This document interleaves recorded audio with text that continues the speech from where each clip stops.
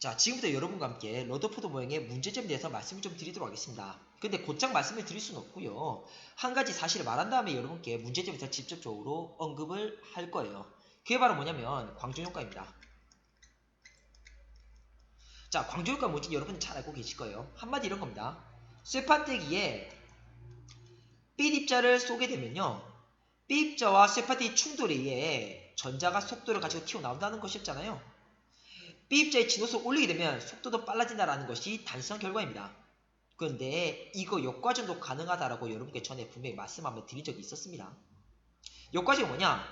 속도를 지닌 전자를 쇠판대에 강하게 충돌하게 된다면 자, 이 전자는 속도를 잃게 되면서 속도를 잃게 된 전자는 B입자를 방출하고 B입자가 방출되면 B입자는 공간을 타고 날아간다라고 말씀드렸습니다. 자, 이런 현상을 뭐라 부르냐? 제동복사라고 불렀어요. 제동복사. 영어로는 breaking radiation. 전자의 속도가 감소되면서 B자가 방출되는 것입니다. 자, 이것을 풀이하면 이런 거예요.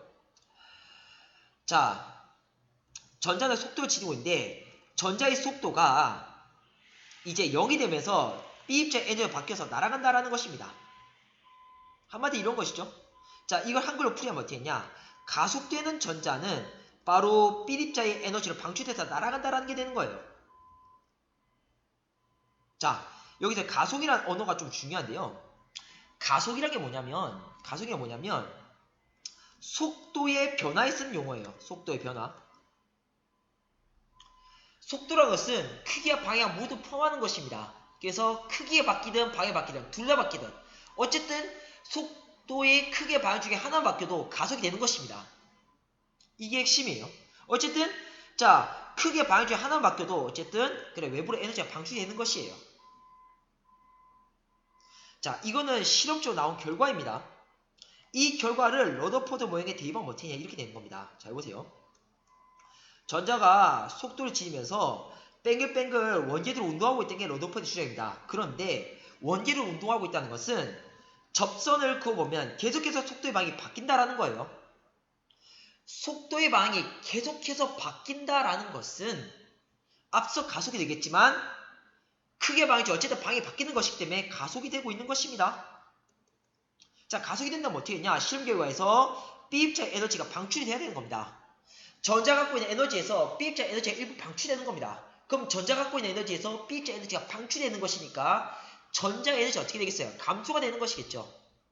그럼 전자의 총 에너지는 아까 전기 에너지하고 운동 에너지로 구성되어 있다 그랬는데 자, B입자의 방출에 의해서 직접적으로 영향받는 것은 운동 에너지입니다.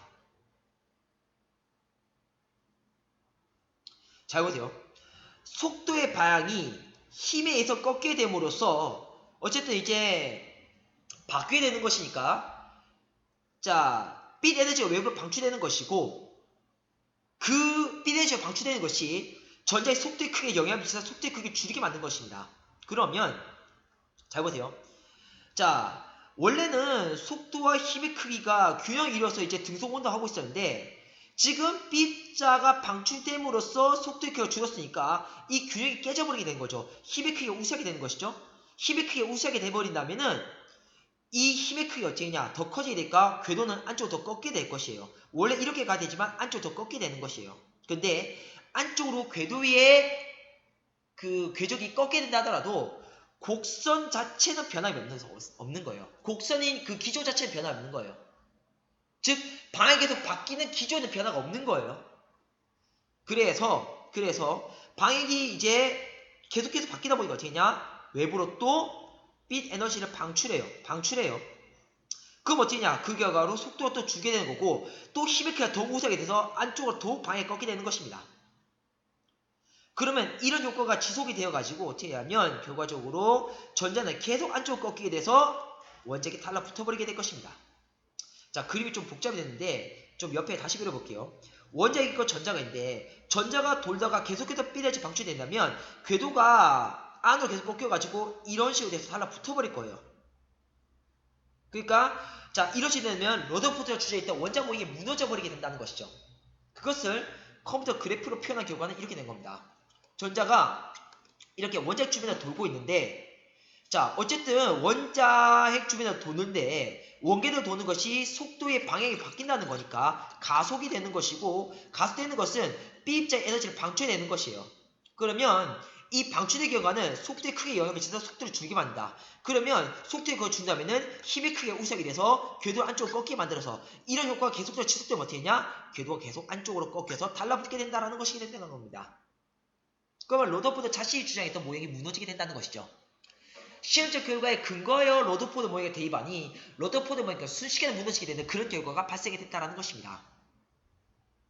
로더포드는 이에 대해 반박을 하지 못합니다. 그래서 로더포드의 모형은 역사 속으로 사라지게 됐다는 것이죠. 사실 여러분 다시 말씀드리지만 저도 원자 내부의 구조가 러더포드의 모형처럼 단순했으면 좋겠습니다. 그런데 안타깝게도 지금 보시다시피 자 광전육의 역과정에 의해 가속된 전자는 이 빛 입자를 방출한다. 즉 빛 에너지를 방출한다는 게 실제 나타나고 시험 결과에서 그 실험 결과를 러더포드 모형에 들이대 보니 결과적으로 전자는 이렇게 이제 원동하게 될 때 빛 에너지 방출되고 빛 에너지 방출될 때 그것이 속도를 감소시키게 만듦으로써 계속해서 전자의 궤도가 꺾여가지고 원자핵이 달라붙게 된다는 것입니다. 모형이 무너지게 된다는 것이죠. 안타깝습니다. 자, 그래서 어쨌든 러더포드 모형이 이렇게 무너지게 되었고요. 이제 러더포드 모형이 험하게 이렇게 무너지자 또 다른 사람이 원자 모형이 이렇다라고 주장을 합니다. 자, 그 주에 무엇인지는 화면에 바꿔서 설명을 드리도록 하겠습니다.